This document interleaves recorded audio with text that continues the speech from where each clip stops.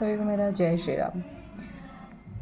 मैं इस मुद्दे पर अभी तो बात नहीं करने वाली थी।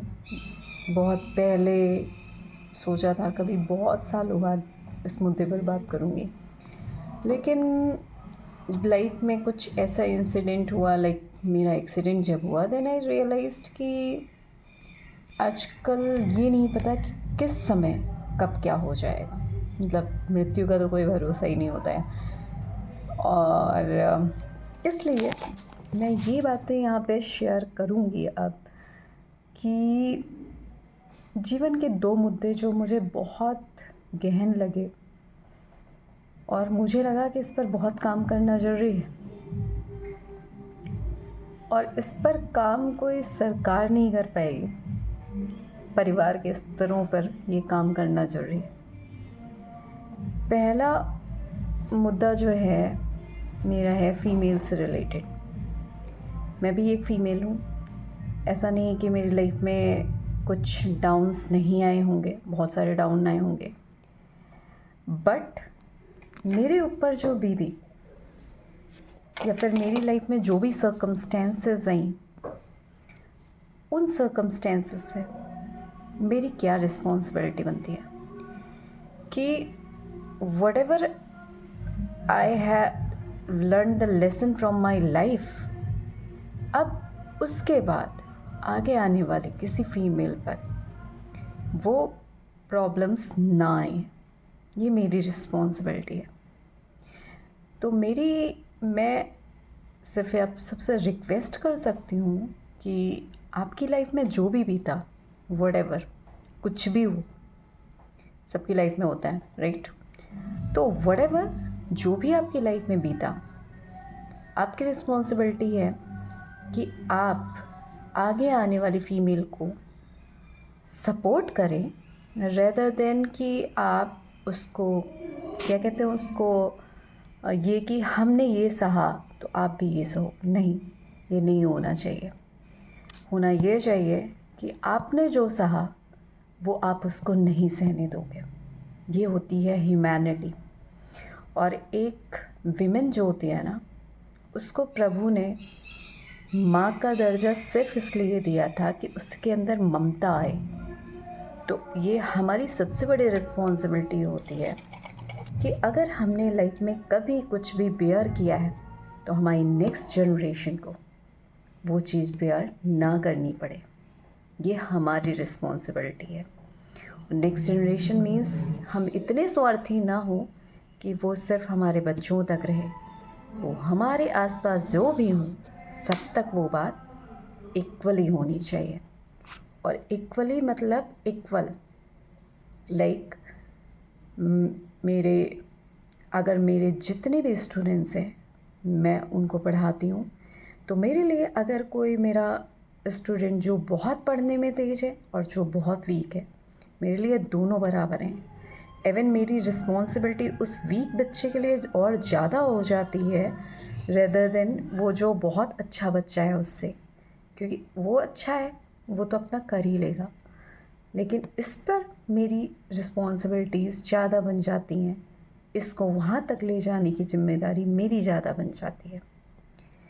तो हमें ये देखना चाहिए कि हमने अपने कर्तव्य का निर्वाह किस तरीके से करना है कि हमारी लाइफ में जो भी बीता वो हम आगे दूसरे पर वो प्रॉब्लम्स ना आने दें।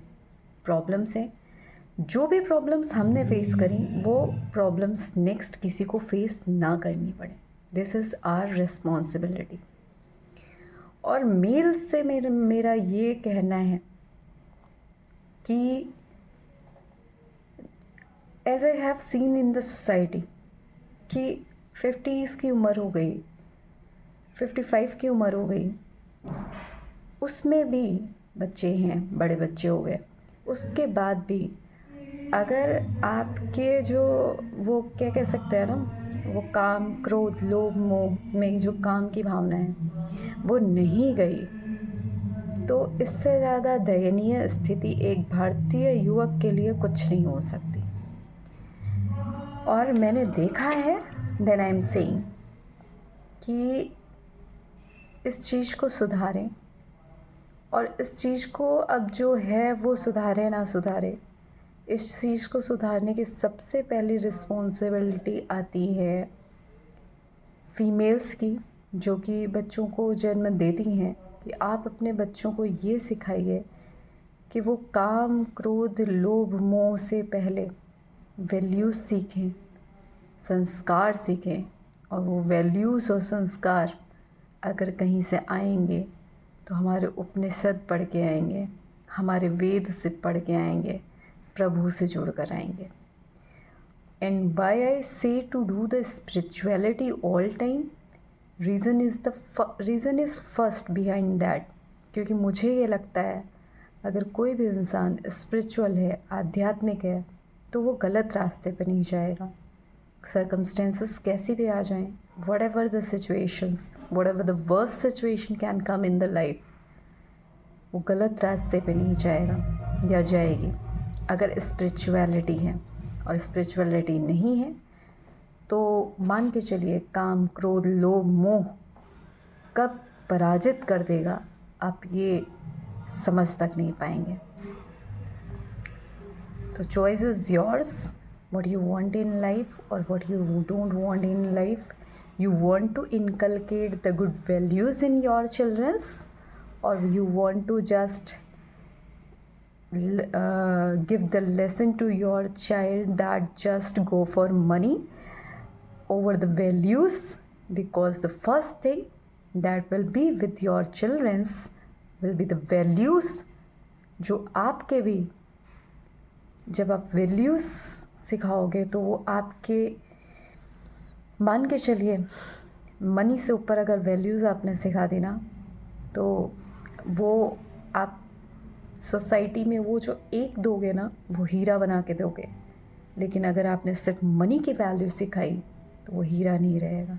ठीक है, तो I want every children of India just become like the हमारे ओल्डर, उसमें जैसे रियल इंडियन सिस्टम जो था बहुत पहले, उस तरीके के हमारे इंडियन सिस्टम में अब बच्चे हों, है ना।